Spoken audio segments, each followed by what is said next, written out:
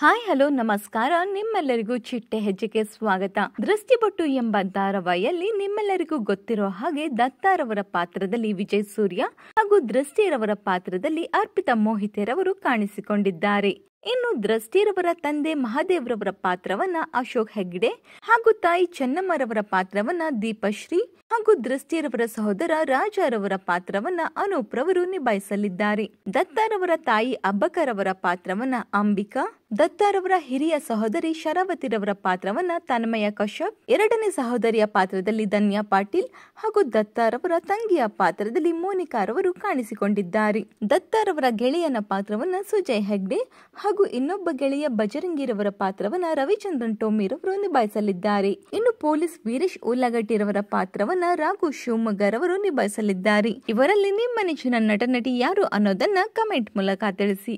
ಈ ಒಂದು ವಿಡಿಯೋ ನಿಮಗೆ ಇಷ್ಟವಾಗಿದ್ದರೆ ಲೈಕ್ ಮಾಡಿ, ಶೇರ್ ಮಾಡಿ, ನಮ್ಮ ಚಿಟ್ಟೆ ಹೆಜ್ಜೆ ಚಾನೆಲ್ನ ಸಬ್ಸ್ಕ್ರೈಬ್ ಮಾಡ್ಕೊಳ್ಳಿ. Thank you.